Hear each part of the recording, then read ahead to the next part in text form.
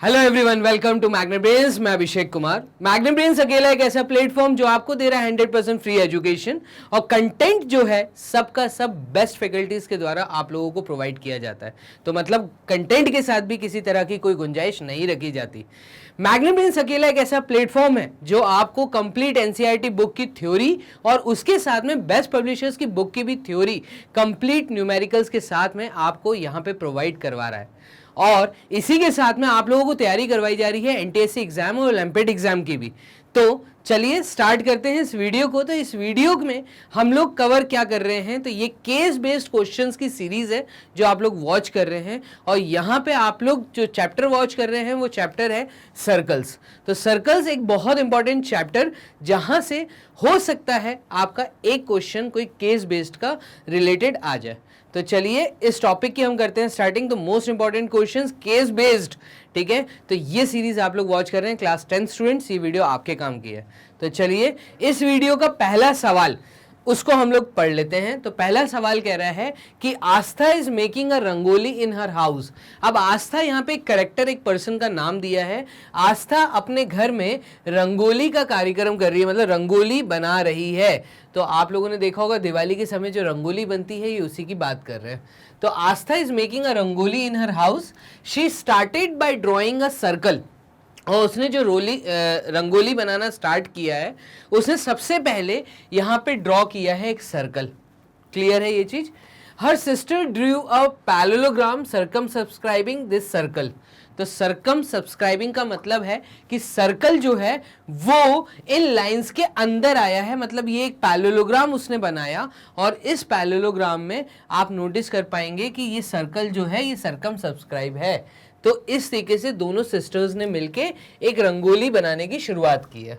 अब यहाँ पर जो पहला सवाल हमें दिया है वो सवाल ये है कि length of tangents from an external point are equal.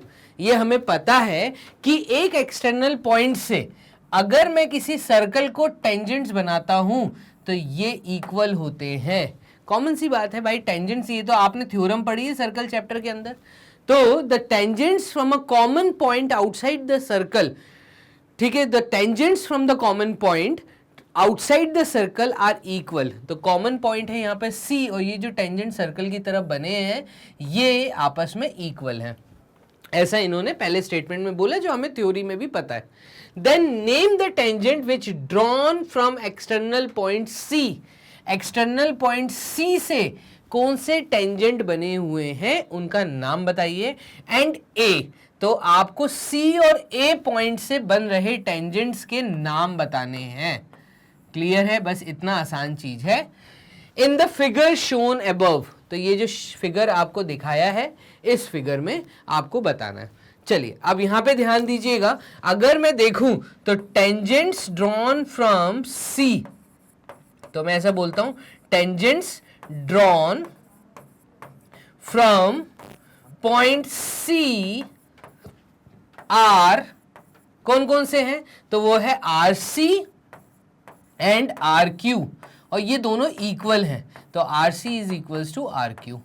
ठीक है, तो एक्सटर्नल पॉइंट सी से जो टेंजेंट सर्कल की तरफ बनाए गए हैं वो है R C and Q C. R Q नहीं, ठीक है, यहाँ पे क्यू सी आएगा, बेसिकली ये आएगा क्यू सी। ठीक है, तो R C and R Q मैंने जो लिखा है ये गलत है, ये एक्चुअल में क्यू सी वर्ड होना चाहिए। क्लियर। इसी के बाद टेंजेंट्स ड्रॉन फ्रॉम, तो टोटल 4 टेंजेंट्स के नाम हमें यहाँ लिखने। तो tangents drawn from point D, नहीं ए पॉइंट हमें दिया था, तो यहाँ पर पॉइंट सी था और पॉइंट ए आर। ये कौन कौन से हैं, तो ये हैं P A and S A. तो P A and S A. Clear है, और ये दोनों भी आपस में इक्वल हैं, P A is equals to S A. खत्म कहानी। बस आपको इस चीज के हाफ मार्क्स मिलेंगे। हो गया यहाँ पे फर्स्ट पार्ट। तो क्वेश्चन नंबर 1 का फर्स्ट पार्ट हम लोग कर चुके हैं। चलिए क्वेश्चन नंबर 1 का सेकंड पार्ट अगर आप मूव करते हैं तो सेकंड पार्ट में वो कह रहा है अगर एडी डीसी के इक्वल है, अगर एडी ये पूरी लाइन डीसी के इक्वल है, तो ये पूरी लाइन अगर डीसी के इक्वल है, ठीक है, तो and all angles are not equal to 90 degree, और जो सारे इंटरनल एंगल्स हैं अगर वो 90 डिग्री के बराबर नहीं है, ठीक है, what special type of parallelogram is formed, आप बताइए यहां पर पैरेललोग्राम जो फॉर्मेशन किया गया है इसका नाम क्या है। तो एक स्पेशल टाइप का पैरेललोग्राम बनता है जहां पे आप बेसिकली कहते हैं साइड्स भी इक्वल हैं, तो अगर अगल बगल वाली साइड्स इक्वल हैं तो इसका मतलब ये एक रोम्बस है। इसको इस केस में हम पैरेललोग्राम नहीं बोलेंगे। पैरेललोग्राम में होता है opposite sides are equal and parallel, इसमें opposite sides are parallel but क्योंकि पैरेललोग्राम बोला तो opposite sides are parallel, but क्योंकि अगल बगल वाली साइड इक्वल है, ठीक है, अगल बगल वाली साइड इक्वल है, तो इस केस में हम कहेंगे इसका नाम है रोम्बस। बस यही हमसे पूछा था, ये किस टाइप का स्पेशल पैरेललोग्राम बनेगा, तो इसको हम कहेंगे रोम्बस। खत्म, यहाँ पे सेकंड पार्ट भी खत्म। तो आप देख रहे हैं केस बेस्ड जो क्वेश्चंस आते हैं वो बहुत लड्डू क्वेश्चंस आते हैं, बहुत आसान क्वेश्चंस होते हैं, ठीक है। तो क्वेश्चन नंबर 1 का थर्ड पार्ट देखिएगा।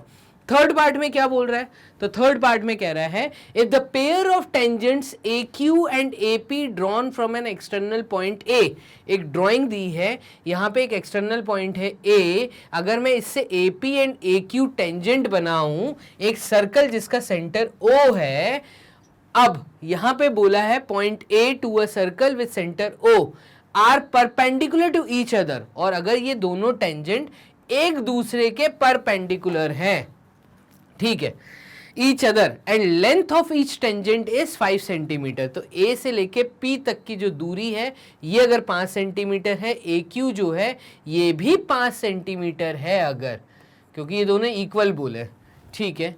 तो then find the length of the radius, आप बताइए रेडियस की लेंथ क्या होगी। तो रेडियस क्या है, इस सर्कल में हम रेडियस बोलेंगे PO को, और ऐसे ही हम QO को रेडियस बोलेंगे, ठीक है ना। तो अगर हमें ये चीज गिवन है कि AP is equals to AQ which is equals to 5 centimeter and angle A, मतलब angle PAQ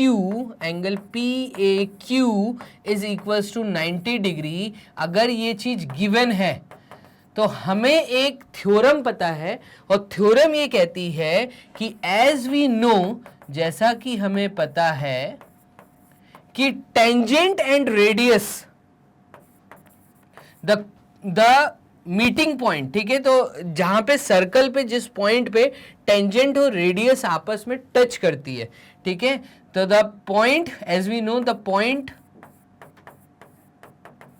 on circle through which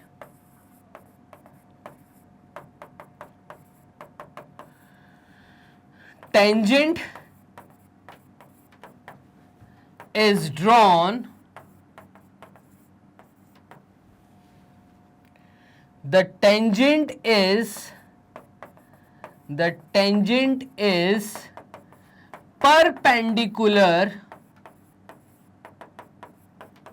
to radius, उसी सर्कल का जब आप रेडियस बनाएंगे तो यहां पे परपेंडिकुलर बनता है।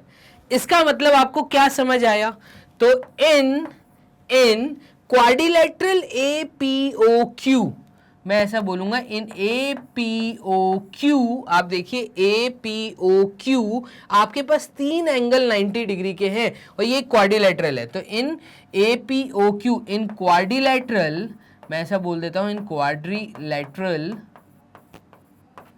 APOQ, इसके अंदर angle A plus angle P plus angle Q, ठीक है, plus angle O should equals to 360 degree, ये 360 डिग्री के बराबर होना चाहिए। अगर ये कोई क्वाड्रिलेटरल है तो इसके जो इंटीरियर एंगल्स का सम होता है वो एंगल सम प्रॉपर्टी से 360 डिग्री होता है। तो एंगल ए भी 90 डिग्री, ये क्वेश्चन में दिया था, ये थ्योरम से प्रूफ हुआ कि ये दोनों भी 90 डिग्री हैं। अब एंगल ओ क्या आएगा, तो इस केस में आप देखेंगे 90 प्लस 90 प्लस 90 ये होता है 270, ठीक है, plus angle O is equals to 360 degree. That means angle O की जो वैल्यू आ रही है ये भी 90 डिग्री आ रही है। 360 में से 270 माइनस होंगे तो 90 डिग्री आएगा। तो यहाँ पे हमने देखा कि एंगल O भी जो है ये 90 डिग्री आया। तो एंगल O भी अगर 90 डिग्री आ गया तो इस प्रकार के क्वाड्रिलेटरल को हम लोग स्क्वायर बोलते हैं। तो therefore quad APOQ is a square. अब अगर ये स्क्वायर है तो स्क्वायर में क्योंकि चारों साइड इक्वल होती हैं तो इसका रेडियस भी 5 सेंटीमीटर का आएगा।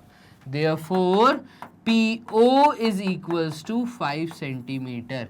तो सर क्या इतनी बड़ी कहानी लिखनी है एग्जाम में? तो नहीं भाई, आपको सिर्फ स्टेप्स लिखने। ये थ्योरम मैंने आपके लिए लिखी है क्योंकि आपको चीजें याद आ जाए, ठीक है। तो केस बेस्ड क्वेश्चंस तभी आप बता पाएंगे जब आपको बेसिक नॉलेज होगी थ्योरी चैप्टर की। तो थ्योरी चैप्टर पे बेस्ड केस बेस्ड क्वेश्चंस आते हैं, वो बहुत हाफ मार्क्स 1 मार्क्स के ही होते हैं। तो बहुत इजी क्वेश्चन आने वाला है, बट बेसिक नॉलेज होनी चाहिए। क्वेश्चन नंबर 1 का थर्ड पार्ट हमने कर लिया है कवर। मूव करते हैं इसके फोर्थ पार्ट पे। फोर्थ पार्ट क्या कह रहा है? How many tangents can be drawn from a point on the circle. अब अगर किसी सर्कल के ऊपर एक पॉइंट हमें दे दिया और आपसे ये पूछा इस पॉइंट से हम कितने टेंजेंट बना सकते हैं, तो एक सर्कल पे अगर कोई एक पॉइंट दिया है, उस एक ही पॉइंट से आप कितने टेंजेंट बना पाते हैं? तो इसका आंसर है कि only 1 tangent can be made by the point on a circle. अगर सर्कल के ऊपर कोई एक पॉइंट दिया है तो एक ही टेंजेंट बन सकता है। बाकी कितने टेंजेंट्स सर्कल पे बन सकते हैं? तो ये बहुत सारे बन सकते हैं, ठीक है। आप डिफरेंट पॉइंट्स ले लीजिए, हर पॉइंट से एक टेंजेंट निकलेगा, लेकिन एक ही पॉइंट से एक ही टेंजेंट निकलता है। क्लियर है? तो मैं कहूंगा इस क्वेश्चन का आंसर है ओनली 1 टेंजेंट। इसमें कोई डाउट नहीं है, तो ओनली 1 टेंजेंट। चलिए, तो क्वेश्चन नंबर 1 का फोर्थ पार्ट हो गया। मूव करते हैं इसके फिफ्थ पार्ट की तरफ। ये कह रहा है can we draw a tangent to a circle passing through a point lying inside the circle. अब कोई पॉइंट सर्कल के अंदर अगर दिया है अदर देन द सेंटर, ये सेंटर है इस सर्कल का जिसको हम O बोल रहे हैं, और मान लीजिए इसके अंदर मुझे एक पॉइंट दिया है P और मैंने बोला इससे टेंजेंट बनाइए, तो नो, इसका आंसर आएगा नो। कॉमन सी बात है भाई, अगर पॉइंट सर्कल के बाहर है तो टेंजेंट बन सकता है, सर्कल के अंदर वाले पॉइंट से कभी टेंजेंट नहीं बनता। अंदर वाले पॉइंट से कॉर्ड बन सकता है, सीकेंट बन सकता है, बट टेंजेंट नहीं बनता। टेंजेंट मतलब एक ऐसा पॉइंट सर्कल की बाउंड्री पर जिससे एक लाइन पास होके निकल लिए, ठीक है, तो वो भी आउटसाइड निकले। अंदर से अगर कोई लाइन निकल रही है तो उसको हम लोग कॉर्ड या सीकेंट बोलते हैं, ठीक है। चलिए, यहां पे क्वेश्चन नंबर 1 के पांचों पार्ट हमने कर लिए हैं सॉल्व। मूव करते हैं क्वेश्चन नंबर 2। तो केस बेस्ड क्वेश्चंस, टॉपिक हमारा चल रहा है सर्कल। क्वेश्चन नंबर 2 आप लोगों के सामने ये रहा। क्या बोल रहा है? तो Naman is rolling a plate on the table. He fixes the plate between 2 sticks so that it rests between them. The point where the plate touches the table is R. ऐसा बोल रहा है कि एक टेबल है और नमन एक कैरेक्टर का नाम दिया, एक पर्सन का नाम दिया, एक बच्चे का नाम दिया है जो इसके ऊपर एक प्लेट को रोल करवा रहा है, और प्लेट जिस पॉइंट पे रोल हो रही है, ठीक है, point where the plate touches the table is R. इस पॉइंट को इन्होंने आर बोला है, और एक ड्राइंग कुछ इस प्रकार का दिया है, और क्योंकि इसमें 2 स्टिक्स उसने टिका दी हैं जिसके बीच में प्लेट होल्ड हो जाए, ठीक है, तो यहां पे इस तरीके का एक ड्राइंग बन के आ रहा है। ये चीज समझ आ रही है कि ये ड्राइंग का मतलब क्या है, और आर पॉइंट क्या है? तो आर पॉइंट वो पॉइंट है जो कि टेबल पे टच हो रहा है, ठीक है। पहला सवाल आपसे पूछा है how many tangents are visible in the given figure. इस फिगर के अंदर तुम्हें कितने टेंजेंट दिख रहे हैं? तो मुझे एक दिख रहा है DE, दूसरा टेंजेंट मुझे दिख रहा है DF, तीसरा टेंजेंट जो मुझे दिख रहा है वो है EF। खत्म कहानी। ओनली 3 टेंजेंट्स, सिर्फ 3 टेंजेंट्स इस फिगर में हैं। क्लियर है? कई बच्चे गलती ये कर देते हैं कि वो E से R एक टेंजेंट बोलते हैं, E से P एक टेंजेंट बोलते हैं, P से D एक अनदर टेंजेंट है, D से Q एक अनदर टेंजेंट, Q से F एक अलग टेंजेंट, R से F एक अलग टेंजेंट। तो इस केस में वो लोग जवाब दे के आते हैं कि हमें 6 टेंजेंट दिख रहे हैं। तो भाई 6 नहीं है, यहाँ पे टोटल 3 टेंजेंट है, क्योंकि ये एक सिमिलर लाइन है जो आगे तक एक्सटेंड हुई है और ये एक ही पॉइंट पे टच होके निकल रही है। तो इस केस में हम कहेंगे ये पूरा एक टेंजेंट है। क्लियर?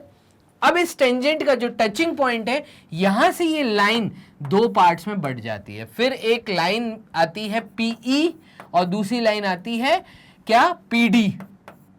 तो ये अलग कहानी है। क्लियर है? टेंजेंट कितने? तो सिर्फ 3 टेंजेंट है। चलिए मूव करते हैं इसके क्वेश्चन नंबर 2 की तरफ।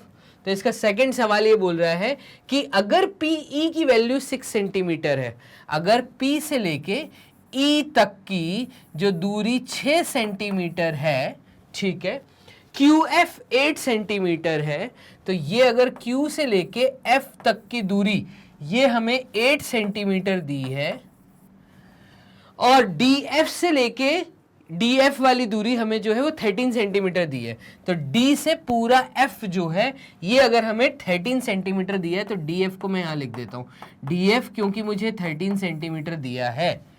तो then find the length EF।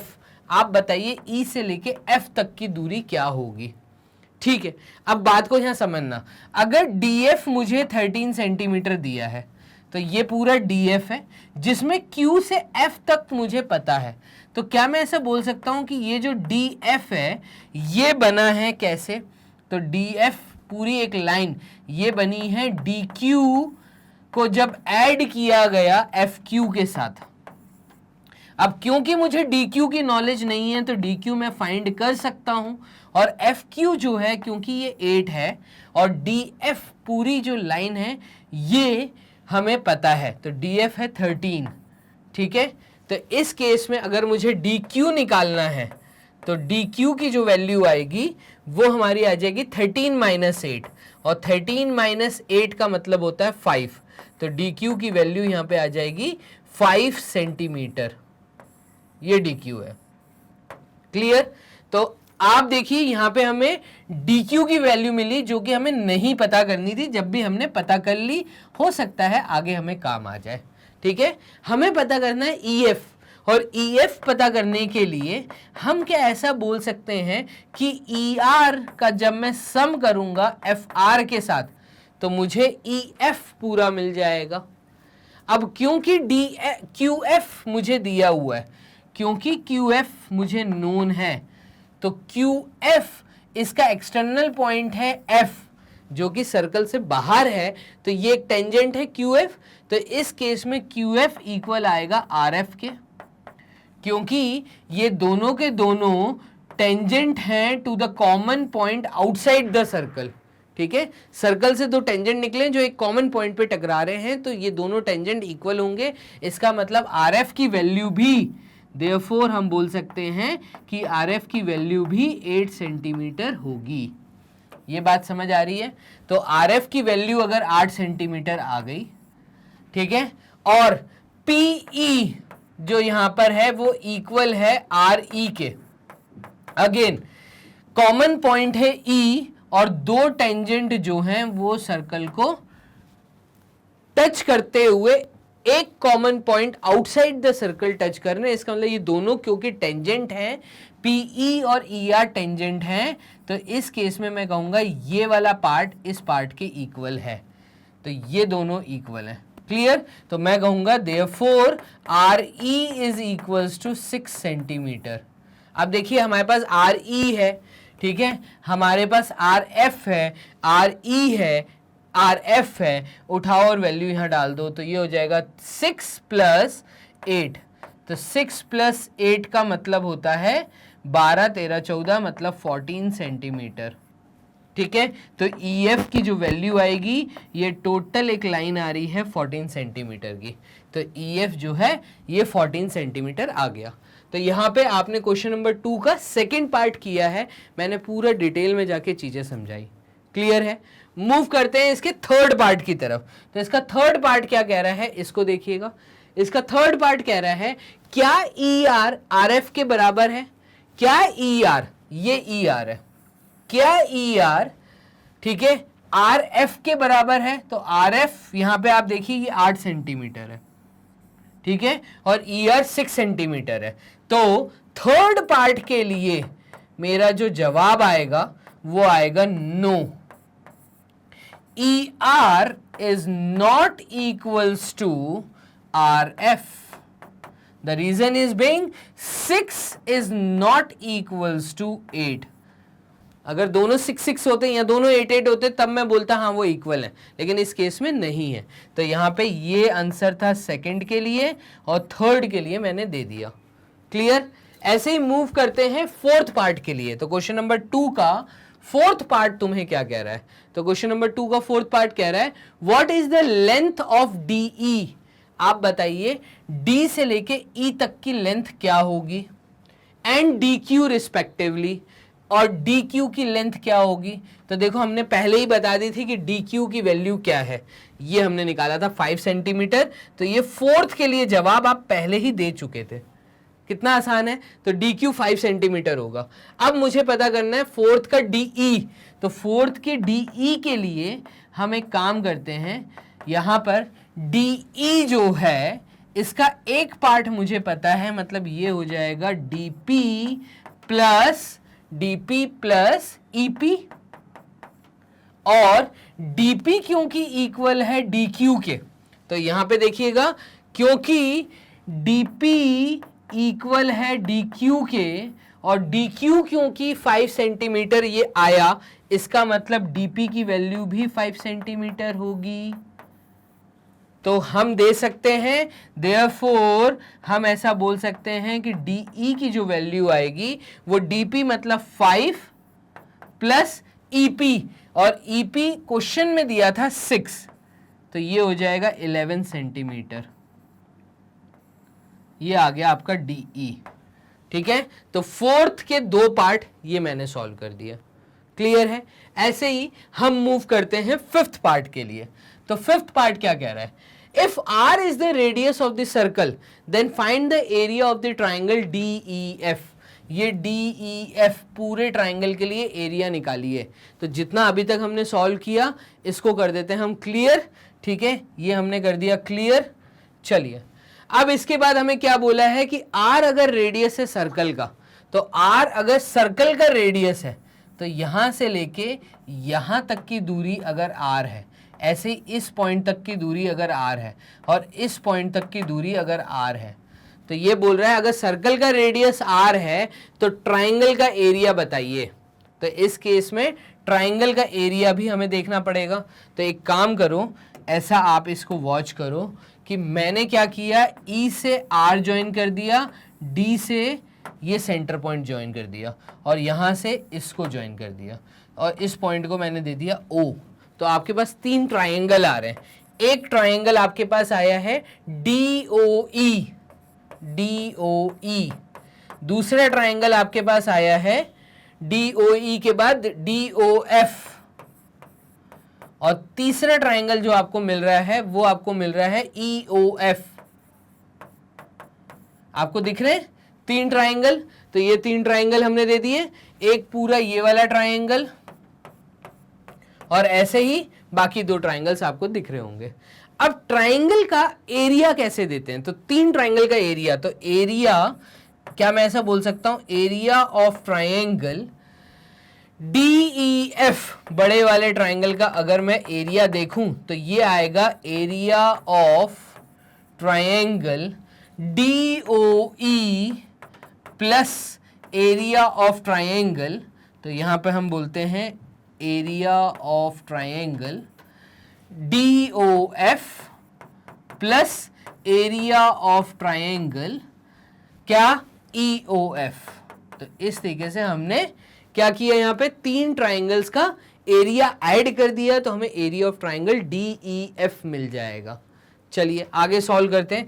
Area of triangle DOE देखिए, तो DOE और एरिया ऑफ ट्राइंगल का फॉर्मूला होता है हाफ बेस इनटू हाइट। तो हाफ बेस, बेस अगर मैं मान लूं यहां पर DE को, ठीक है, तो क्या मैं ऐसा बोल सकता हूं, half multiplied with base, base है डी मल्टीप्लाइड विथ हाइट, इस ट्राइंगल की हाइट वो है रेडियस आर। ठीक है, तो ये एक फॉर्मूला यहां पे बनता है।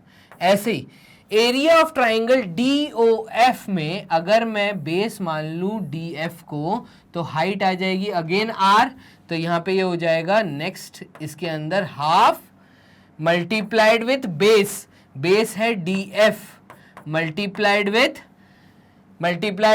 हाइट, हाइट है आर जो रेड पेन से मैंने की है। तो रेडियस ये क्वेश्चन में बोला था उसको देख के मैं सॉल्व कर रहा हूं।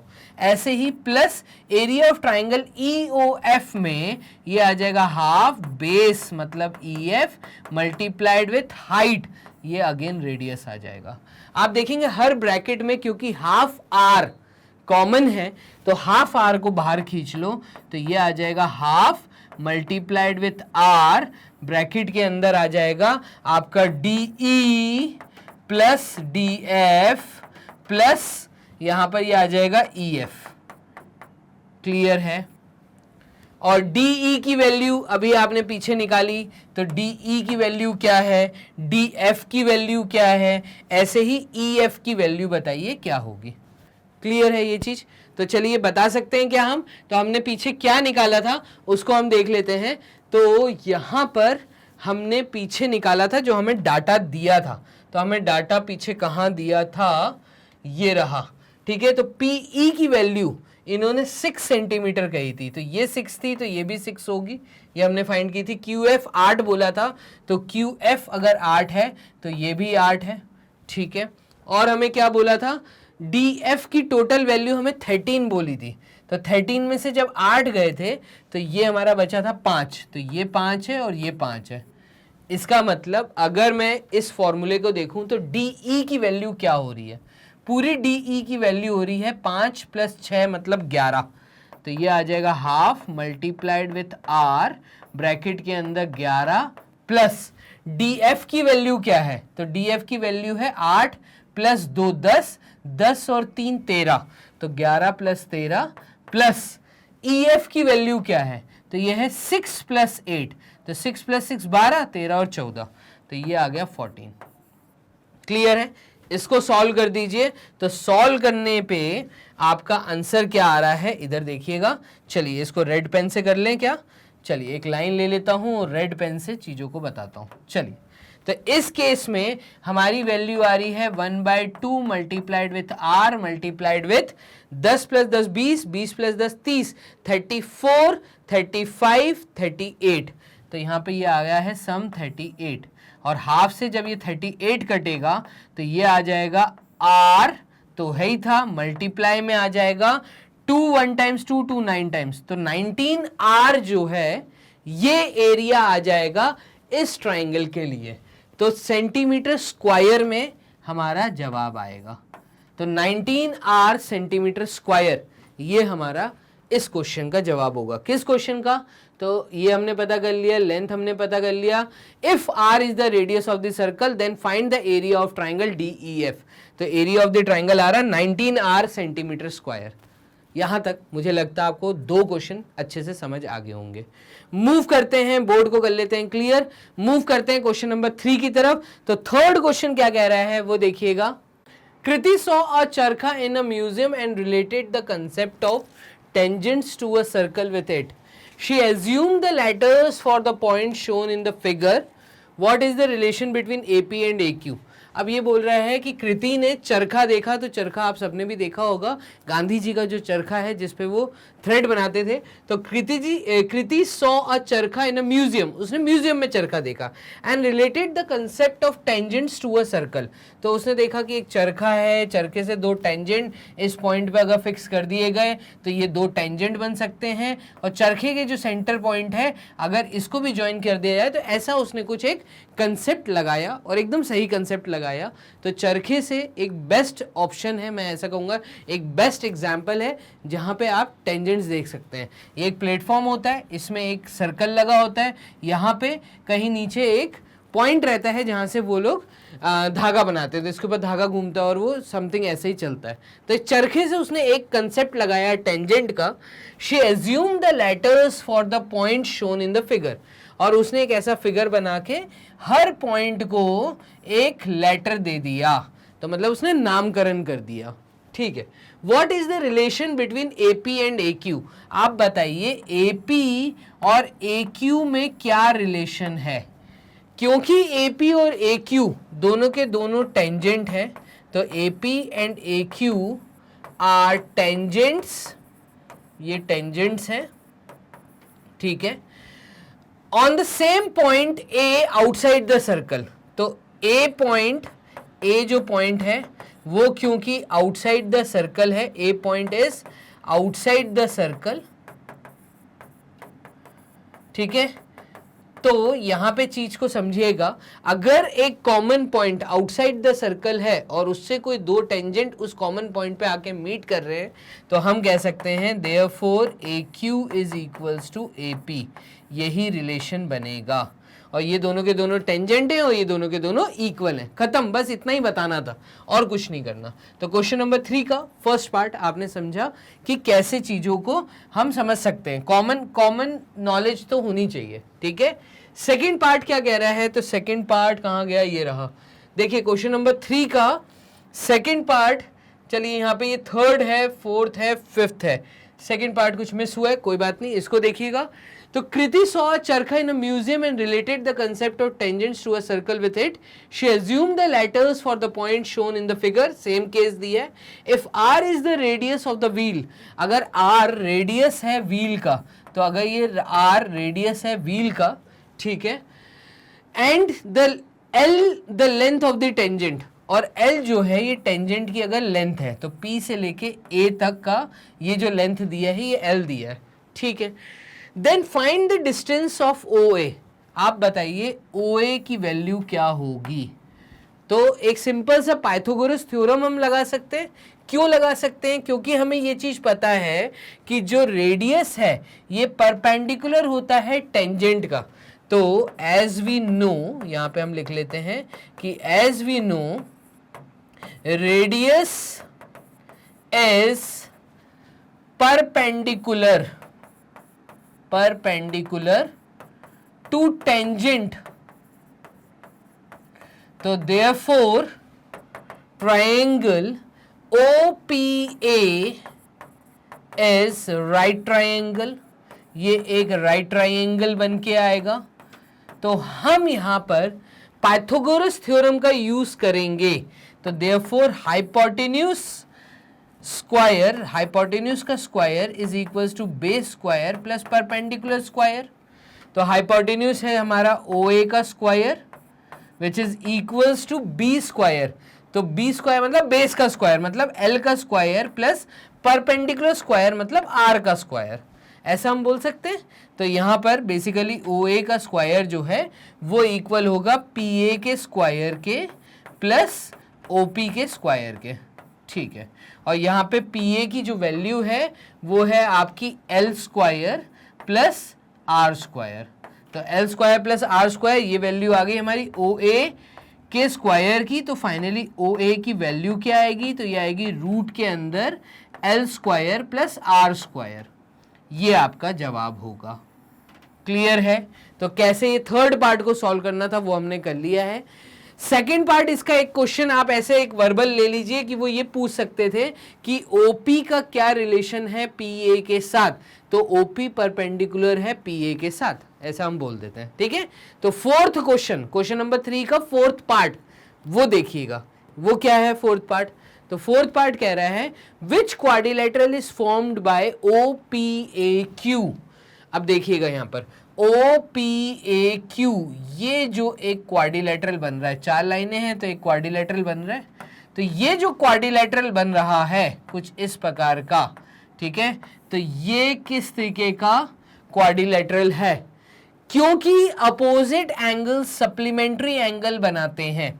बात को समझना, यहाँ पे जो अपोजिट एंगल्स होते हैं क्योंकि वो सप्लीमेंट्री हैं। अगर ऐसा नहीं समझ आ रहा तो आप ऐसा समझिएगा कि क्योंकि रेडियस टेंजेंट के परपेंडिकुलर होती है तो ये 90 डिग्री होगा, रेडियस क्योंकि टेंजेंट के परपेंडिकुलर होती है तो ये भी 90 होगा। तो 90 प्लस 90 180 आ रहा है।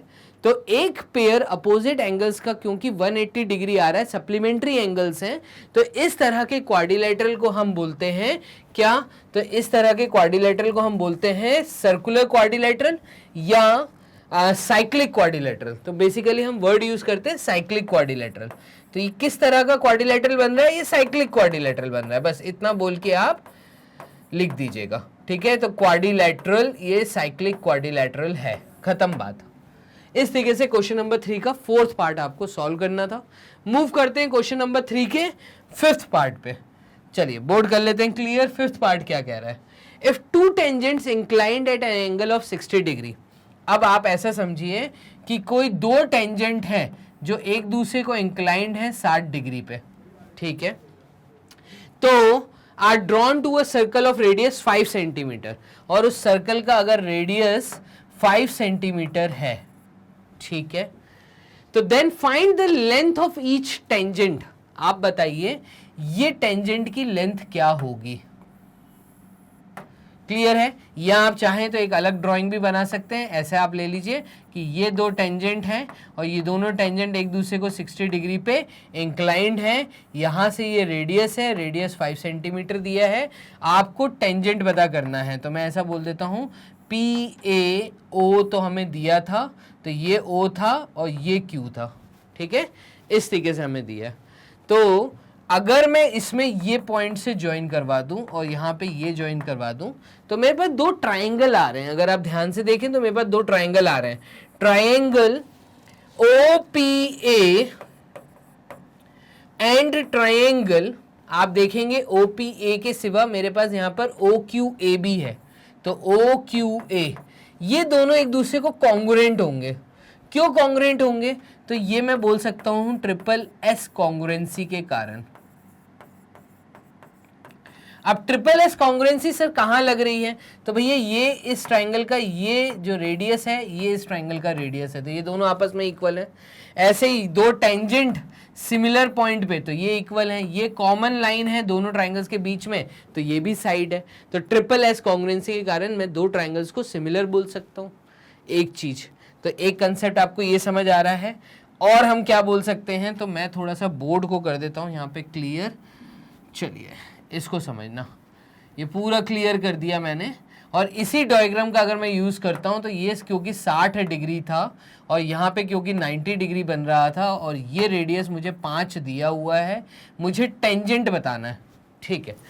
तो इसके लिए क्या मैं बोल सकता हूँ कि ये दोनों ट्राइंगल क्योंकि कॉन्ग्रुएंट है, कॉन्ग्रुएंट के कारण यहाँ पर हम बोल सकते हैं कि ये जो एंगल है, ये एंगल और ये दोनों एंगल इक्वल है। तो 30 डिग्री का ये एंगल होगा और 30 डिग्री का ये वाला एंगल होगा, ठीक है। अगर ये 30 डिग्री एंगल होंगे तो ये हम एक्चुअली BPCT से बोल रहे हैं, तो ये बेसिक प्रोपोर्शनलिटी थ्योरम नहीं, सॉरी कॉमन पार्ट CPCT से बोल रहे हैं। Common parts are also equal, तो एंगल इक्वल होंगे तो 60 डिग्री को हमने दो पार्ट में तोड़ दिया। अब यहाँ पे तुम देख रहे हो कि जो ट्रायंगल OPA है ये एक राइट ट्रायंगल है, इस राइट ट्रायंगल। और अगर ये राइट ट्रायंगल है तो ये कुछ ऐसा बनता हुआ हमें दिख रहा है। तो ये आपका 90 डिग्री, यहाँ पर है 30 डिग्री, और ये है आपका PA और यहाँ पे है पॉइंट O, ठीक है। ये OP आपको दिया है 5 सेंटीमीटर और आपको PA पता करना है, जिसको मैं x सेंटीमीटर अगर बोल देता हूं तो एप्लीकेशन ऑफ ट्रिग्नोमेट्री से मैं सॉल्व कर सकता हूं। एप्लीकेशन ऑफ ट्रिग्नोमेट्री कहती है कि यहाँ पे एक रेशियो बन रहा है OP अपॉन PA का।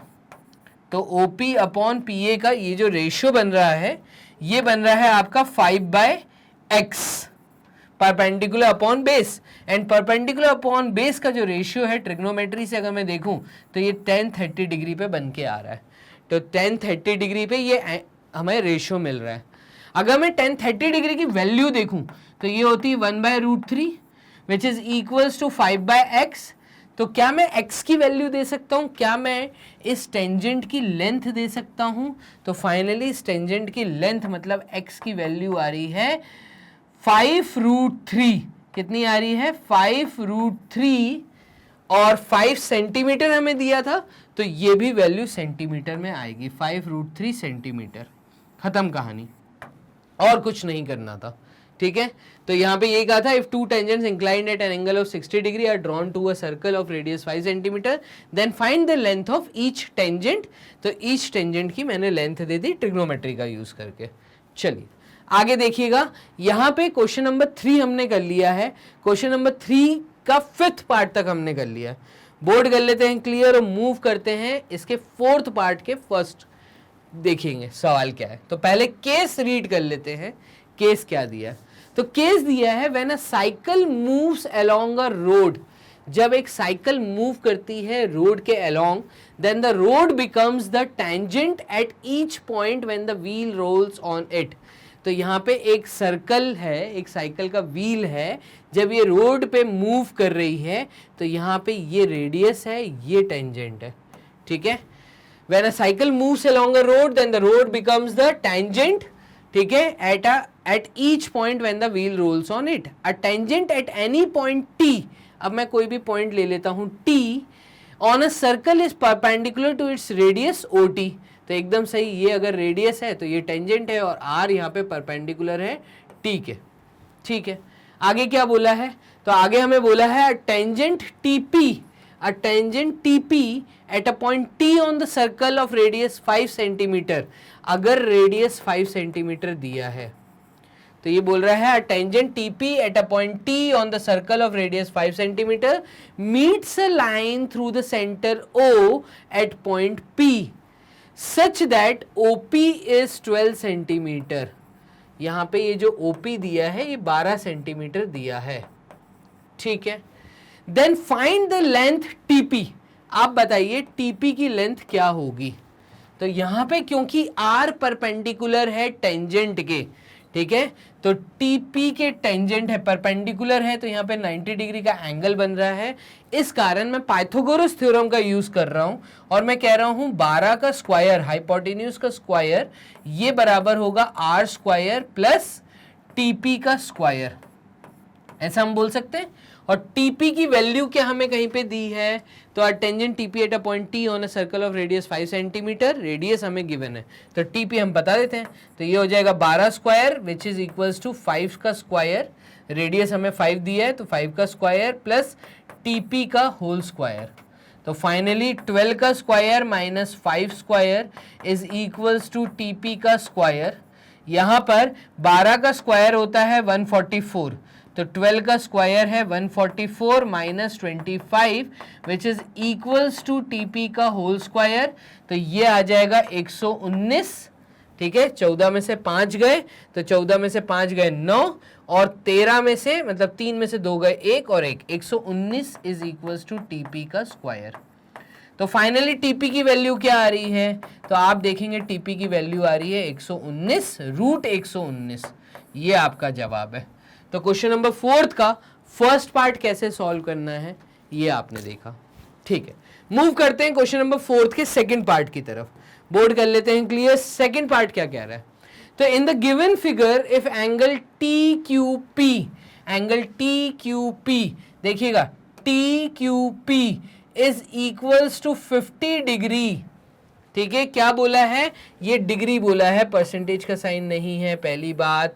ठीक है, in a given figure if TQP is equals to 50 degree then find the angle OPQ। आप बताइए ये एंगल क्या होगा? क्लियर है?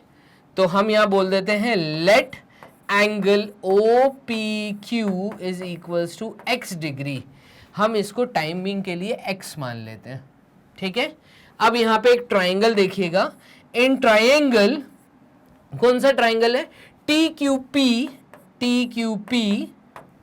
ठीक है, TP is equals to TQ। Tangents हैं दोनों एट कॉमन पॉइंट, तो वो इक्वल होते हैं। तो टेंजेंट्स हैं कॉमन पॉइंट पे और वो इक्वल होंगे। तो जब ये इक्वल होंगे तो therefore angle TQP is equals to angle TPQ। अब ये क्यों बोल रहे हो? तो भैया बेस एंगल इक्वल होते हैं, तो यहां पे हम बेस एंगल्स को इक्वल बोल रहे हैं। अब देखिएगा, अगर बेस एंगल इक्वल है, ठीक है, तो ठीक ये बेस एंगल इक्वल हो गया, तो ये अगर 50 डिग्री है तो ये भी 50 डिग्री होगा। और इस ट्रायंगल के अंदर, कौन से ट्रायंगल के अंदर? ट्रायंगल PTQ के अंदर, तो इन ट्रायंगल TQP ये 50 और ये y ले लेते हैं, तो क्या मैं ऐसा बोल सकता हूं कि 50 प्लस 50 प्लस y ये 180 डिग्री होगा, 180 डिग्री होगा। एंगल सम प्रॉपर्टी लगा दी एक ट्रायंगल में, तो यहां पे मैं लिख देता हूं एंगल सम प्रॉपर्टी, और इससे मुझे ये पता चल रहा है कि जो y की वैल्यू है ये 80 डिग्री आएगी। अब ये y क्या निकल के आया? तो बेसिकली ये वाला एंगल निकल के आया, ठीक है। अब यहां पे y की वैल्यू है 80 डिग्री, लाइन खींच देते हैं, और y के अपोजिट वाला एंगल जो एंगल POQ है, तो POQ जो है ये हो जाएगा 180 माइनस y। क्यों? क्योंकि ये दोनों एंगल का सम जो है वो सप्लीमेंट्री होता है, मतलब 180 डिग्री होता है। तो हम ऐसा बोल सकते हैं कि 180 में से जब मैं 80 माइनस करूंगा तो ये 100 डिग्री आएगा। इसका मतलब एंगल POQ जो है ये 100 डिग्री आएगा। सेंटर एंगल 100 डिग्री अगर आ गया, और अगर ये दोनों रेडियस हैं, OP is equals to OQ, क्योंकि ये दोनों रेडियस हैं तो इनको हम पकड़ लेते हैं। अगर ये दोनों रेडियस हैं और इक्वल हैं तो कॉमन सी बात है बेस एंगल भी इक्वल होंगे, तो angle OPQ is equals to angle OQP, जो कि हमने एक x लिया था तो ये भी x होगा। अब देखना, मैं बाकी चीजें सब क्लियर कर देता हूं और आपको ये समझ आएगा कि ये अगर x है तो ये भी x होगा। तो यहां पे जब आप एंगल सम प्रॉपर्टी लगाएंगे, ये तो 100 आया, 100 प्लस x, तो x plus 100 is equals to 180 degree. किस ट्रायंगल में? इस ट्रायंगल में, ठीक है। एंगल सम प्रॉपर्टी हमने लगाई है, तो ये हमारी आ जाएगी 2x which is equals to 180 minus 100 मतलब 80। तो x की वैल्यू आ रही है 40, x आ रहा है 40 डिग्री, ये आ रहा है 40 डिग्री। इस प्रकार से हमें क्वेश्चन नंबर 4 का सेकंड पार्ट सॉल्व करना था। क्लियर? चलिए बोर्ड कर लेते हैं यहां पे क्लियर। मूव करते हैं क्वेश्चन नंबर 4 के थर्ड पार्ट की तरफ। तो थर्ड पार्ट क्या कह रहा है उसको भी देखिए। In the given figure if angle POR is 55 degree then find the angle QPR। अब यहां पे ये क्या बोल रहा है? ये बोल रहा है POR। आप देखेंगे ये POR अगर 55 डिग्री है तो आप बताइए एंगल QPR क्या होगा। तो एंगल QPR क्या होगा ये पूरा एंगल बताना है। तो एक काम करते हैं, सबसे पहले हम ऐसा बोलते हैं कि ट्रायंगल QPO, ठीक है, एंड ट्रायंगल आप देखेंगे QPO के बाद RPO। ये दो ट्रायंगल जब आप देखेंगे तो ये दोनों ट्रायंगल जो हैं ये कॉन्ग्रुएंसी दिखाएंगे। क्यों? क्योंकि सिमिलर साइड्स हैं, दोनों टेंजेंट इक्वल होंगे और दो रेडियस जो हैं वो भी इक्वल होंगे। तो कॉन्ग्रुएंसी के कारण हम ऐसा बोल सकते हैं कि जो एंगल ROP है ये इक्वल होगा एंगल ROP इक्वल होगा एंगल QOP के। तो QOP के, तो अगर ये 55 डिग्री है तो ये एंगल भी हमारा 55 डिग्री होगा। क्लियर है? तो इसका मतलब देयरफॉर एंगल QOR ये एंगल हमारा हो जाएगा 55 डिग्री प्लस 55 डिग्री, ठीक है। तो ये भी हमारा 55 डिग्री आ जाएगा। और 55 प्लस 55 तो ये होता है 100 और 110 डिग्री, तो 110 डिग्री ये हो गया। अब हमें पता करना था एंगल QPR, तो ये सामने वाला एंगल, तो यहाँ पे क्योंकि 90 बन रहा है, यहाँ पे 90 बन रहा है, तो अपोजिट एंगल 180 डिग्री है, मतलब सम जो है वो सप्लीमेंट्री एंगल्स का बन रहा है। तो हम यहाँ पे भी कहते हैं कि जो क्वाड्रिलेटरल बनता है वो भी सप्लीमेंट्री एंगल्स बनते हैं, मतलब इन दोनों एंगल्स का जो सम है वो 180 डिग्री होता है। तो हम यहाँ पे कहेंगे देयरफॉर एंगल QPR जो हमें पता करना था, ठीक है, प्लस एंगल QOR जो अभी हमने निकाला है, इन दोनों का सम 180 डिग्री होगा। इस कारण एंगल QPR की वैल्यू 70 डिग्री होगी, मतलब 180 में से 110 गए तो 70 डिग्री आएगा। तो हम ऐसा बोल देंगे QPR जो है ये वाला जो एंगल है ये 70 डिग्री का है। क्लियर है ये चीज? तो क्वेश्चन नंबर 4 का थर्ड पार्ट आप लोगों ने देख लिया। ऐसे ही क्वेश्चन नंबर 4 का फोर्थ पार्ट देखिएगा। फोर्थ पार्ट क्या बोल रहा है? तो ये बोल रहा है if O is the centre of the circle, अगर सर्कल का सेंटर O है, PQ इज अ कॉर्ड, और अगर PQ कॉर्ड है, ठीक है, एंड टेंजेंट PR और एक टेंजेंट है PR, तो ये एक टेंजेंट है PR, ठीक है, at P makes an angle of 60 degree. तो यहाँ पे अगर एंगल 60 डिग्री का बन रहा है, ये पूरा एंगल अगर 60 डिग्री का बन रहा है, तो टेंजेंट और कॉर्ड मिलके अगर एंगल 60 डिग्री बना रहे हैं, तो with PQ in given figure then find the value of angle POQ। POQ की वैल्यू बताइए क्या होगी, सेंटर में बनने वाले एंगल की वैल्यू बताएंगे हम क्या होगी। चलिए एक काम करते हैं, क्योंकि इसमें OP रेडियस है, क्लियर है, और क्योंकि इसमें PR जो है वो एक टेंजेंट है, ये हमें सवाल में बोला है, तो हमें ये पता है कि OP जो है ये परपेंडिकुलर होगी PR के, क्योंकि रेडियस जो है ये परपेंडिकुलर होता है टेंजेंट के। क्लियर है? तो radius is always perpendicular to tangent, radius perpendicular के टेंजेंट में होगी, मतलब परपेंडिकुलर होगी। तो रेडियस और टेंजेंट दोनों एक दूसरे के परपेंडिकुलर हैं। अगर ये परपेंडिकुलर है तो यहाँ पे बन रहा होगा 90 डिग्री और यहाँ पे भी बन रहा होगा 90 डिग्री, क्योंकि इसमें एक पार्ट दिया हुआ है हमें, वो एक पार्ट हमें 60 डिग्री का दिया है। तो इसका मतलब हम बोल सकते हैं therefore angle RPO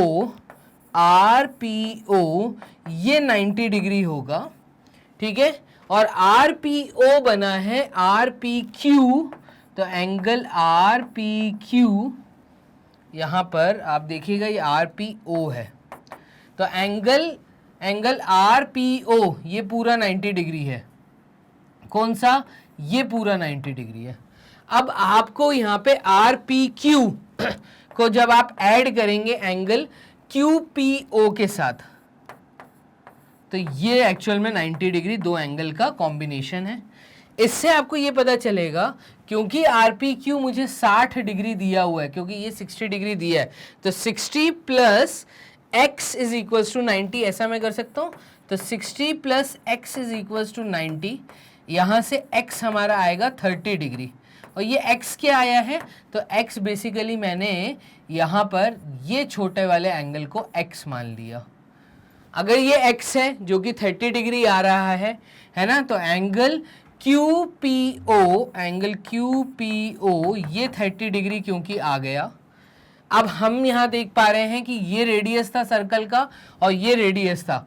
also OP is equals to OQ, ठीक है, क्योंकि ये दोनों आपस में इक्वल होंगे, रेडियस है, तो यहाँ पे हम लिख देते हैं ये दोनों क्योंकि रेडियस है, तो ये एक आइसोसेलेस ट्रायंगल फॉर्मेशन करेगा और बेस एंगल इक्वल होंगे। तो हम ऐसा बोलेंगे therefore angle PQO is equals to angle QPO which is equals to x degree, ठीक है, और सॉरी 30 डिग्री, तो ये भी 30 डिग्री आ रहे हैं, दोनों एंगल एक दूसरे के इक्वल होंगे। तो ये जो x की वैल्यू आई है ये एक्चुअल में आई है 30 डिग्री, तो ये 30 है, ये 30 है। ये ट्रायंगल के अंदर एंगल सम प्रॉपर्टी अगर आप लगा देते हैं तो ये क्यों दोनों 30 हैं ये आपको समझ आ गया, क्योंकि यहाँ पे एक आइसोसेलेस ट्राइंगल है और बेस एंगल्स इक्वल होते हैं, तो in isosceles triangle base angles are equal, ये मैंने रीजन लिख दिया। और एंगल्स हम प्रॉपर्टी का जब हम यूज करेंगे तो एंगल POQ सेंटर में बनने वाला एंगल जब 30 डिग्री और 30 डिग्री से ऐड होगा तो इस ट्राइंगल का एंगल्स हम प्रॉपर्टी कहता है कि ये 180 डिग्री आना चाहिए। तो 30 + 30 होता है 60, 60 + OPQ इज 180, तो ये कुल मिला के हमारा आ जाएगा 180 में से 60 माइनस कर दो, तो 180 में से 60 माइनस किया तो 120 degree. That means angle POQ centre में बन रहा एंगल जो है POQ ये हमारा 120 डिग्री आया। तो ये था इसको तरीका क्वेश्चन को सॉल्व करने का, क्वेश्चन नंबर 4 का 4th पार्ट। क्लियर है? यहां पे बोर्ड कर देते हैं क्लियर। मूव करते हैं इसके नेक्स्ट पार्ट में।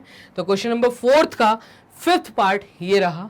इन the given figure PT is tangent, इस दिए हुए फिगर में PT जो है ये टेंजेंट है, ठीक है।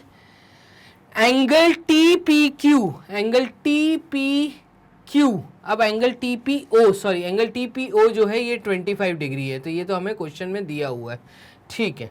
तो ये सब हमें डाटा गिवन है। Then the find the value of x।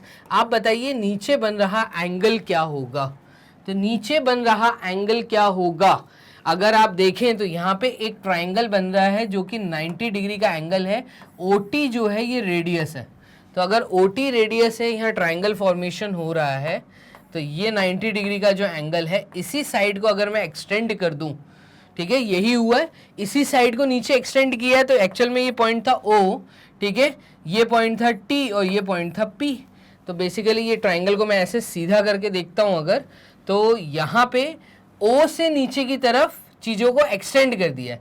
तो एक्सटेंड कर दिया मतलब यहाँ पे हम ऐसा कर सकते हैं, बोल सकते हैं कि exterior angle is equals to the opposite sum of opposite angles, sum of interior opposite angles.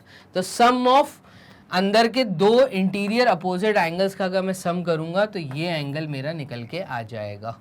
तो यहाँ पर अगर आप देखें तो ये 25 डिग्री दिया हुआ है और ये 90 डिग्री होगा। क्यों होगा? क्योंकि OT जो है ये रेडियस है, क्योंकि OT रेडियस है, और PT क्योंकि टेंजेंट है। और हमें ये थ्योरम पता है कि भाई OT जो है वो हमेशा परपेंडिकुलर होता है PT के, radius is perpendicular to tangent, तो एंगल PTO 90 डिग्री होगा। अब इसका मतलब 90 + 25 अगर आप करते हैं तो 90 डिग्री + 25 डिग्री, ये वैल्यू हमारी x आएगी। और ये हमने रूल यूज़ किया है एक्सटीरियर एंगल प्रॉपर्टी। तो एक्सटीरियर एंगल प्रॉपर्टी ये आपने बचपन में पढ़ी हुई है। क्लियर है? बस इतना आसान है। तो x की वैल्यू हमारी आ जाएगी 5, 9 है 10, 11, तो 115 डिग्री, ये आ जाएगा 115 डिग्री x की वैल्यू। तो ये x की वैल्यू आ रही है 115 डिग्री। इस तरीके से हमें क्वेश्चन नंबर 4 का 5th पार्ट सॉल्व करना था। चलिए मूव करते हैं नेक्स्ट क्वेश्चन की तरफ। तो क्वेश्चन नंबर 5th ये रहा आप लोगों के सामने। थोड़ा सा देखने में जरूर बड़ा लग रहा है, लेकिन बड़ा नहीं है, बहुत आसान है, इसको समझना। देखो क्या बोल रहा है, अ फेरीज व्हील और a big wheel in the United kingdom. तो एक बहुत बड़ा आप व्हील पकड़ लीजिए, व्हील मतलब एक बहुत बड़ा पहिया, टायर, या जो भी आप एक चक्का बोल लें। तो अगर बहुत बड़ा आप देखें जिसका नाम जो ऑलरेडी यूनाइटेड किंगडम में है उसका नाम है फेरीज व्हील। तो a Ferris wheel is an amusement ride consisting of rotating upright wheel with multiple passenger carrying components. तो एक्चुअली एक तरह की ट्रेन होती है जो कि एक गोल सर्कल में बहुत स्पीड से लोगों को घुमाती है। तो ऐसे गोल गोल गोल गोल चक्कर लगाती है। आप लोगों ने ये चीज़ें सर्कस में भी देखी होंगी, उसको हम फेरीज व्हील कहते हैं। तो ये एक अम्यूजमेंट राइड है जो कि लोगों को गोल घुमाने का काम करती है, और एक साथ इसके साथ कई कंपोनेंट्स जुड़े होते हैं, मतलब कई पार्ट्स इसमें एक ट्रेन फॉर्मेशन करती है। ठीक है। To a passenger car, cabin, tubs, capsule, gondolas or pods attached to the rim in such a way that as the wheel turns they are kept upright usually by gravity. अब ये जो Ferris wheel है इसकी खासियत ये है कि इसके अंदर अलग अलग शेप के बॉक्सेस ज्वाइन रहते हैं, मतलब अलग अलग चीज़ें, जैसे देखने में कैप्सूल हो गया, ठीक है, देखने में टब हो गए, कैबिन्स हो गए, पैसेंजर कार हो गई, वो अलग अलग चीज़ें इसमें ज्वाइन रहती हैं. उसके अंदर जब पैसेंजर बैठते हैं और जब वो अपराइट होते हैं, मतलब जब उल्टे होते हैं, तो वो अंदर बैठे बैठे सीधे ही रहते हैं, मतलब वो अपराइट नहीं होते, ट्रेन पूरी अपराइट हो जाती है. तो ये एक ग्रेविटेशनल फोर्स के कारण अंदर की चीज़ें भी गोल गोल घूमती हैं, पैसेंजर को वो सीधा ही रखती हैं. तो ये एक अम्यूजमेंट राइड है जो कि यूनाइटेड किंगडम फेरिस व्हील के नाम से वहाँ पे जानी जाती है. ठीक है, आगे बढ़ते हैं. आगे क्या दिया है? तो after taking a ride in Ferris wheel Aarti came out from the crowd. तो भीड़ में से आरती करके एक करेक्टर है, मतलब एक पर्सन है जिसका, लड़की का नाम आरती है, वो क्राउड में से बाहर आती है and was observing her friends who were enjoying the ride. ठीक है, वो अपने उन दोस्तों की तरफ देखती है जो अभी अभी राइड लेकर आए. She was curious about the different angles and the measure that the wheel will form. She forms the figure as given below. अब यहाँ पे है मैथ्स लगी हुई. तो जो स्टूडेंट को मैथ्स बहुत पसंद होगी तो वो जहाँ जहाँ इस तरह के चीज़ें देखते हैं गोल घूमते हुए, तो वहाँ पे वो टेंजेंट्स के थ्रू कुछ एक फिगर को ड्रॉ करती है. तो आरती ने कुछ ऐसा एक फिगर ड्रॉ किया जो कि एक 10th क्लास की स्टूडेंट है, मैं बोलूँगा. ठीक है, तो सर्कल से टेंजेंट्स को ड्रॉ किया. उसने देखा क्या क्या डिफरेंट एंगल बन सकते हैं जब ये गाड़ी अंदर से घूमती है. ठीक है, what is the value of angle ROQ. अब इसके अंदर कुल मिला के उन्होंने पूछा ROQ, सेंटर में बन रहे एंगल की वैल्यू बताइए क्या होगी इन द गिवन फिगर, इस दिए हुए फिगर में. तो इस दिए हुए फिगर में क्योंकि ये एंगल 30 डिग्री दिया है, ठीक है, और ये दोनों टेंजेंट है क्या, QP is equals to RP, ये दोनों टेंजेंट्स हैं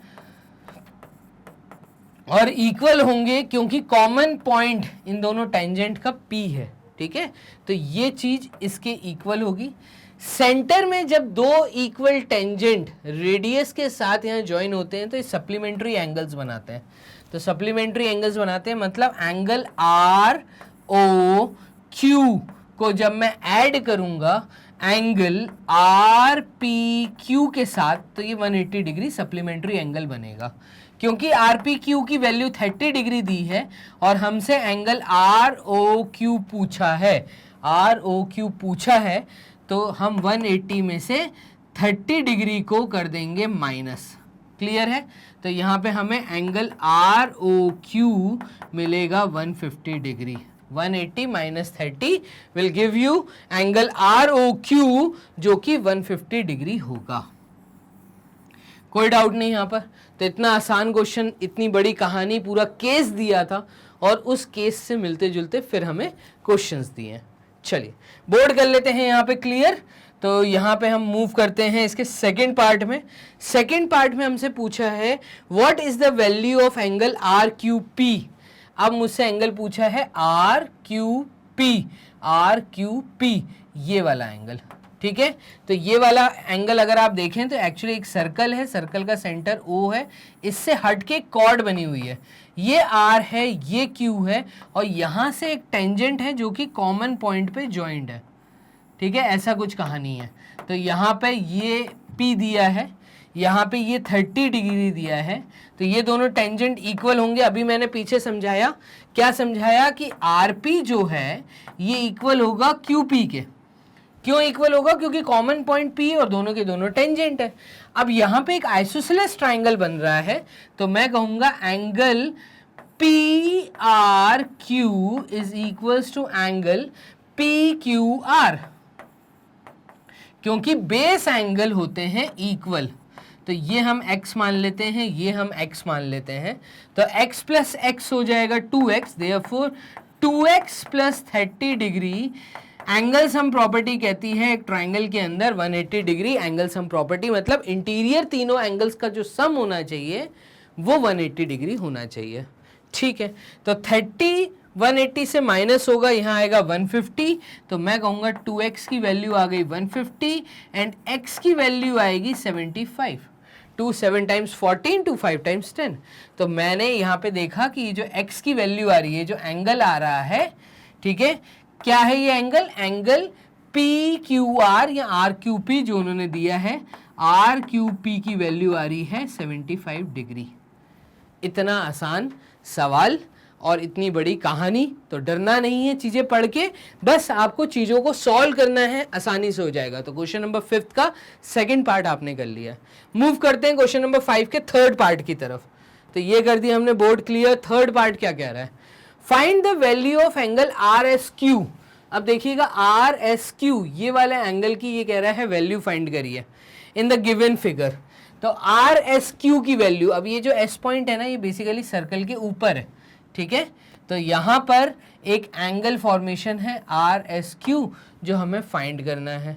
चलिए इसको भी फाइंड कर लेते हैं। तो यहाँ पे इसको फाइंड करने के लिए, क्योंकि ये दो जो एंगल थे, अभी पीछे हमने देखा 75 डिग्री और 75 डिग्री आए, ठीक है, और ये दो छोटे एंगल थे, ठीक है।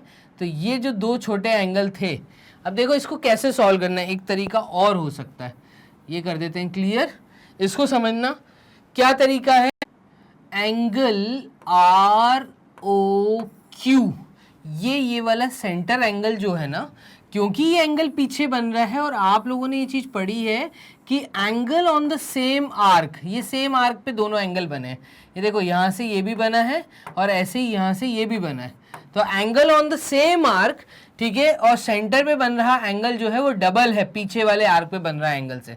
तो हम ऐसा बोल सकते हैं कि ROQ जो एंगल है ये है हाफ, या नहीं, ये है 2 टाइम्स ऑफ एंगल RSQ, ठीक है, पीछे बन रहे हैं एंगल से। तो इसमें हम बोल सकते हैं कि half of the angle ROQ is equals to angle RSQ। ये 2 जो है ये यहाँ चला जाएगा, तो 1/2। और ROQ सेंटर में बन रहा एंगल कितना था? तो सेंटर में बन रहा एंगल अभी आप लोगों ने फाइंड किया था भाई, ये 30 डिग्री था। तो सप्लीमेंट्री एंगल 180 होते हैं, मतलब ये एंगल और ये एंगल सम 180 होना चाहिए था। तो ये 150 डिग्री आया था, एंगल ROQ जो था ये 150 डिग्री था। तो दैट मीन्स 150 को जब मैं 2 से डिवाइड करूंगा तो ये एंगल RSQ हमारा निकल के आ जाएगा जो हमसे पूछा है। तो ये हमारा निकल के आएगा 2 7 टाइम्स 14, 2 5 टाइम्स 10। इसका मतलब एंगल RSQ की वैल्यू भी 75 डिग्री आएगी। क्लियर है? तो एंगल RSQ हमारा 75 डिग्री आ गया। चलिए इसी तरीके से हम करते हैं इसका फोर्थ पार्ट। तो फोर्थ पार्ट में ये कह रहा है find the value of angle ORP। अब देखो ORP ये तो पूरा 90 डिग्री होगा, ये तो हमें ओरल ही मिल रहा है। तो ORP, क्योंकि यहाँ पे मैं इसलिए बोल पा रहा हूँ, OR रेडियस है, तो OR रेडियस है और RP जो है ये टेंजेंट है। तो radius is perpendicular to tangent, ये हमें पता है, R is perpendicular to tangent T। तो यहाँ पे ये एंगल जो है ये 90 डिग्री होगा। तो ये तो ओरल पार्ट था, ठीक है। एंगल ORP जो है ये 90 डिग्री का एंगल होगा। चलिए बहुत बढ़िया, यहाँ पे हमने क्वेश्चन नंबर 5 का फोर्थ पार्ट कर लिया है सॉल्व। मूव करते हैं फिफ्थ पार्ट की तरफ। तो फिफ्थ पार्ट हमें कह रहा है what is the measurement of reflex angle of ROQ। अब देखो ROQ अभी 150 डिग्री निकला था, तो एंगल ROQ क्योंकि 150 डिग्री है, आपसे रिफ्लेक्स एंगल पूछा है। तो रिफ्लेक्स एंगल मतलब इसके पीछे वाला एंगल, ये वाला एंगल बताना है। तो रिफ्लेक्स एंगल की वैल्यू होगी 360 डिग्री माइनस 150 डिग्री। तो ये 6 में से 5 गया 10, ठीक है, और 3 में से 1 गया 2, तो ये 210 डिग्री आएगा। इतना आसान क्वेश्चन है। तो देखिए क्वेश्चन नंबर 5 भी हमने फाइनली यहाँ कर लिया है सॉल्व। एक सवाल और हम करते हैं यहाँ पर। तो ये लास्ट क्वेश्चन, क्वेश्चन नंबर 6 आप लोगों के पास है। यहाँ पे देखिएगा क्या बोल रहा है। तो Varun has been selected by his school to design logo for sports day T shirt for students and staff. अब एक वरुण करके करेक्टर है जिसको अपने स्कूल के बच्चों के लिए और टीचर्स के लिए स्पोर्ट्स डे की टी शर्ट डिज़ाइन करनी है, ठीक है, तो उसको लोगो डिज़ाइन करना है बेसिकली। तो the logo design is as given in the figure and he is working on the fonts and different colours according to the theme. अब इस तरह का उसको कुछ लोगो बनाना है, ठीक है।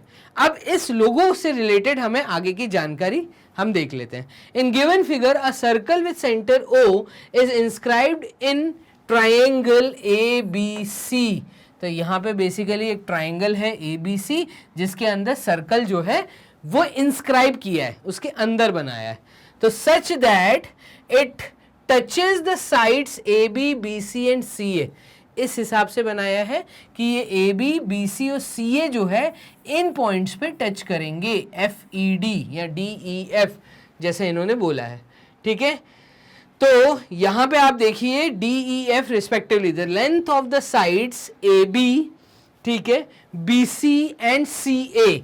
तो यहाँ पे ये CA है। चलिए AB, BC और CA की लेंथ आपको दी है, AB दी है 12 सेंटीमीटर, तो ये दिया है टोटल 12 सेंटीमीटर, ये टोटल दिया है 8 सेंटीमीटर और ये टोटल दिया है आपको 10 सेंटीमीटर, ठीक है, respectively. What is the length of AD? आप बताइए AD की लेंथ क्या है, ठीक है, बहुत इजी है, इसको समझना कैसे करेंगे। हम बोल रहे हैं let AD is equals to x centimetre. AD को हम बोल देते हैं ये x है। अगर AD x है, मेरी बात को समझना, अगर AD x है तो DB क्या होगा? तो therefore DB is equals to, क्योंकि पूरा 12 था तो 12 में से आप x माइनस कर दीजिए तो DB की वैल्यू आ जाएगी 12 माइनस x सेंटीमीटर।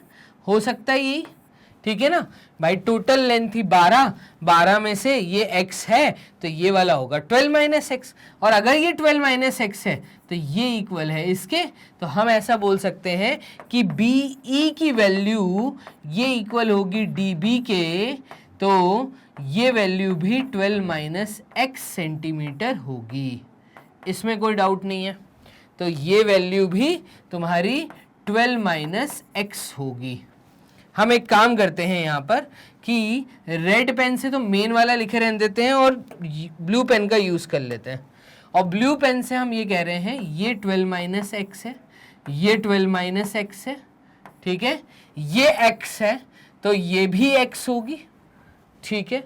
और यहाँ से यहाँ तक की जो दूरी है, क्योंकि टोटल 8 है तो 8 में से अगर ये मैं 12 माइनस एक्स कर दूं तो CE की वैल्यू आएगी। तो यहाँ पे हम लिख देते हैं therefore CE is equals to, CE की वैल्यू क्या हो जाएगी? ये हो जाएगी 8 जो टोटल दिया हुआ है, 8 में से आप माइनस कर दीजिए 12 माइनस एक्स को, मतलब 12 प्लस एक्स आएगा। तो 8 माइनस 12, ठीक है, और माइनस एक्स जो है वो प्लस एक्स हो जाएगा। तो बेसिकली यहाँ पे क्या होगा, 8 में से आप माइनस कर रहे हैं 12 माइनस एक्स को, जब ब्रैकेट ओपन होगा तो ये वाली वैल्यू आएगी और वो आएगी 8 माइनस 12 का मतलब होता है x माइनस 4। तो यहाँ पर CE की वैल्यू हमारी आ गई x माइनस 4। अब CE क्योंकि इक्वल है, किसके इक्वल है CE? CF के, ठीक है। तो CE क्योंकि CF के इक्वल है, इस कारण मैं कह रहा हूं CF की जो वैल्यू है वो होगी x माइनस 4 सेंटीमीटर। क्लियर है? तो ये सारी चीज़ें आपको समझ आनी चाहिए कि मैं कर क्या रहा हूं। अभी देखो आराम से आंसर निकलता हूं, यहाँ दिखेगा। तो CE का x माइनस 4 हो जाएगा, CF भी x माइनस 4 हो जाएगी, तो ये भी x माइनस 4, ये भी x माइनस 4, ठीक है। और FA जो है, तो FA जो है टोटल क्योंकि 10 दिया था, अब बात को समझना, तो FA की वैल्यू क्या होगी? तो FA की वैल्यू टोटल 10 में से आप जब माइनस कर देंगे x माइनस 4 को, तो ये वैल्यू आ रही है 10 minus x plus 4, that means 14 minus x. 10 plus 4 is 14, 14 minus x centimetre. तो क्या मैं ऐसा बोल सकता हूँ कि मेरे जो FA की वैल्यू है वो FA की वैल्यू एक्चुअली आ रही है कितनी, 14 माइनस एक्स सेंटीमीटर। तो ये आ रही है 14 माइनस एक्स। कैसे आया था, टोटल थी 10, 10 में से हम माइनस कर देंगे x माइनस 4 को, तो ये हमने माइनस किया, सॉल्व किया, तो 14 माइनस एक्स इसकी वैल्यू आ रही है। और हम ऐसा बोल सकते हैं कि as AD is equals to, AD किसके बराबर है, FA के बराबर है, क्योंकि कॉमन पॉइंट A है, इन दोनों टेंजेंट्स का मीटिंग पॉइंट A है, तो इस केस में ये x की वैल्यू 14 माइनस एक्स के बराबर होगी। तो हम बोल सकते हैं x की वैल्यू 14 माइनस एक्स के बराबर होगी, क्योंकि ये इसके इक्वल होगा या ये इसके इक्वल होगा, तो x की वैल्यू 14 माइनस एक्स होगी। अगर x की वैल्यू 14 माइनस एक्स होगी तो यहां से हमारा x निकल के खत्म, ये माइनस एक्स यहां आ जाएगा, ये हो जाएगा प्लस एक्स, तो हम कहेंगे therefore 2x is equals to 14 and x की वैल्यू हमारी आ रही है 7 सेंटीमीटर। तो फाइनली सारी वैल्यूज निकल आएंगी। तो यहाँ पे ये जो AD हमने x लिया था, ये AD 7 सेंटीमीटर आ गया जो हमसे पूछा था। क्लियर, तो AD की वैल्यू आ गई है 7 सेंटीमीटर। क्लियर। अब अगर AD की वैल्यू तुम्हारी 7 आ गई तो यहाँ पे हम कर देते हैं इसको 7, 12 में से 7 गए तो 12 में से माइनस 7, तो 12 में से 7 गए, ये बचेगा 5, तो DB की वैल्यू यहाँ से D से लेके B तक की जो वैल्यू है ये 5 सेंटीमीटर है, तो 7 सेंटीमीटर 5 सेंटीमीटर। ऐसे ही EB की वैल्यू भी 5 सेंटीमीटर आएगी, तो ये 5 सेंटीमीटर। 8 में से, ठीक है, 8 में से -4, तो x -4 मतलब आप ऐसा बोल लीजिए कि 8 में से 5 गए, या x की वैल्यू थी 7, तो 7 में से 4 गए, तो 7 में से 4 जाएंगे तो ये बचेगा 3, या 8 में से 5 जाएंगे तो बचेगा 3, तो यहाँ पे ये आ रहा है 3। देखो 5 + 3 8 आ रहा है, 7 + 5 जो है ये आपको AB दिया हुआ था, इन्होंने AB कितना दिया था हमें, 12 सेंटीमीटर, तो ये 12 भी आ जाएगा। अगर ये 3 है तो ये भी 3 आएगा, ठीक है, तो ये 3 है, ये भी 3 आएगा, ये 7 है तो ये भी 7 आएगा। देखो 7 + 3 10 आ रहा है। तो प्रॉपर तरीके से हमने फाइनली सारी चीज़ें यहाँ फाइंड कर ली हैं, ठीक है। तो यहाँ पे ये आ गया 5 और ये आ गया 7। चलिए नेक्स्ट क्वेश्चन हमें क्या बोल रहा है, तो हम यहाँ पे बाकी चीज़ें कर देते हैं क्लियर और नेक्स्ट क्वेश्चन की तरफ मूव करते हैं। तो नेक्स्ट क्वेश्चन वो हमसे क्या बोल रहा है, देखिएगा नेक्स्ट क्वेश्चन में वो हमसे क्या पूछ रहा है। बाकी चीज़ें जो हमने डायग्राम में मार्किंग की थी वो वैसे की वैसी रहेगी। तो what is the length of AD, AD की लेंथ हमारी 7 आ गई है। नेक्स्ट हमारा आएगा what is the length of BE, तो हमने तो अब सब निकाल लिया, बता दो BE की लेंथ है 5। क्लियर है, 12 माइनस एक्स, तो बेसिकली ये टोटल 8 था, ये 12 माइनस एक्स आया था, ये भी 12 माइनस एक्स है, तो 12 माइनस एक्स मतलब 5 के बराबर आएगा। x की वैल्यू 5 आ रही है, मतलब x की वैल्यू 7 आ रही है, b की वैल्यू 5 आ रही है। तो यही हमसे पूछा था, ये हमने सॉल्व कर दिया है। नेक्स्ट क्वेश्चन नंबर 3 में क्या बोल रहा है, find the length of CF। तो CF की लेंथ निकालिए, तो CF की लेंथ हमारी आ रही है 3 सेंटीमीटर। क्लियर, सारी चीजें एक बार में निकल आई हैं। फोर्थ पार्ट में कह रहा है find the area if radius of the circle is 4 centimetre. ये कह रहा है एरिया कैलकुलेट करिए अगर सेंटर से, मतलब रेडियस जो है हमारा, radius of the circle is 4 centimetre, अगर ये 4 सेंटीमीटर है तो आप बताइए ट्राइंगल AOB की वैल्यू क्या होगी। और AOB आपको इस तरीके से दिखेगा, तो इस ट्राइंगल का एरिया बताइए क्या होगा। तो find the area if radius of the circle is 4 centimetre of triangle AOB। तो आपको ट्राइंगल AOB की वैल्यू निकालनी है। अब AOB ये सेंटर O है, इसका एरिया हमारा कैसे निकलेगा, तो देखो नीचे हमारा AB बेस आ गया, तो हम ऐसा बोल सकते हैं कि area of triangle AOB is equals to half multiplied with base multiplied with height. तो half multiplied with base, base है हमारी AB, तो AB की वैल्यू मल्टीप्लाइड विथ हाइट है हमारी OD। क्लियर है, ये क्वेश्चन में दी हुई है, रेडियस को हम हाइट मान लेते हैं, परपेंडिकुलर डिस्टेंस, ठीक है। तो हाफ मल्टीप्लाइड विथ AB की वैल्यू, तो 7 + 3 होता है 10, ये 12 हो जाएगा। तो half multiplied with 12 multiplied with OD की वैल्यू है 4, तो 2 से ये 4 कटा 2 टाइम्स, और 12 इंटू 2 होता है 24। तो मैं ऐसा कहूँगा कि ये जो ट्राइंगल है इसका एरिया 24 सेंटीमीटर स्क्वायर आ रहा है। तो triangle AOB area is equals to 24 centimetre square. खत्म बात। 12 इंटू 2 इज 24 सेंटीमीटर स्क्वायर, क्योंकि सारे यूनिट सेंटीमीटर में दिए थे। तो इस प्रकार से हमने क्वेश्चन नंबर 6 के 4 पार्ट्स यहाँ पे कर लिए हैं सॉल्व। मूव करते हैं हम लोग आगे। तो यहाँ पर अब हमें ये बोल रहा है कि आप एरिया निकालिए ट्राइंगल ABC का। ये है पूरा बड़ा वाला ट्राइंगल ABC। अब अगर आप ट्राइंगल ABC को ध्यान से देखते हैं तो ये है, ठीक है, और इसके अंदर जो सर्कल दिया था, इस सर्कल का रेडियस हमें 4 सेंटीमीटर दिया था, ठीक है। तो यहाँ से हम रेड पेन का यूज करके इस ट्राइंगल को हम 3 ट्राइंगल्स में बांट देते हैं। ये मैंने 3 ट्राइंगल्स में बांट दिया। तो अब आपको यहाँ पे 3 ट्राइंगल्स दिख रहे हैं। ये पॉइंट है C, ये पॉइंट है A, ये पॉइंट है B, और सेंटर पॉइंट है O। तो यहाँ पे जो आपको ट्राइंगल ACB का एरिया निकालना है, ABC का जो एरिया निकालना है, मैं ऐसा बोल सकता हूँ कि area of triangle ABC is equals to area of triangle AOC plus area of triangle AOC के बाद COB plus area of triangle AOB। और AOB का अभी आपने एरिया निकाला है, ये है 24। तो हम ऐसा बोल सकते हैं कि ये तो हमें पता है 24 है, plus area of triangle AOC। तो AOC के केस में ये वाला रेडियस, तो ये हो जाएगा हाफ मल्टीप्लाइड विथ रेडियस, मतलब कि हम हाइट, रेडियस को हाइट मान लेते हैं, और बेस है हमारा AC। तो ये AC plus area of triangle COB में ये आ जाएगा half multiplied with 4 multiplied with CB। तो यहाँ पे आ जाएगा CB। ये पूरा और ये 24।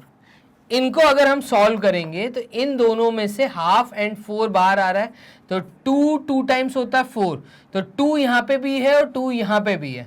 तो एक काम करो, 2 को कॉमन ले लो, ब्रैकेट के अंदर आ जाएगा AC प्लस CB प्लस 24, ऐसा बोल सकते हैं। और AC की वैल्यू, तो AC की वैल्यू है 10, AC की वैल्यू है 10। तो इसको सॉल्व करेंगे तो 2 ब्रैकेट में आएगा 10 प्लस CB की वैल्यू है 8, तो CB की वैल्यू है 8, ठीक है, और प्लस 24। तो 10 प्लस 8 होता है 18, 18 का 2 टाइम्स अगर हम करेंगे तो 2 8 टाइम्स 16, 16 का 6 कैरी 1 36। तो 18 2 टाइम्स होता है 36, 36 प्लस 24 तो 50 एंड 60, तो ये वैल्यू आ जाएगी 60। 60 क्या? पूरे ट्राइंगल का एरिया, तो 60 सेंटीमीटर स्क्वायर ये पूरे ट्राइंगल का एरिया निकल के आ गया।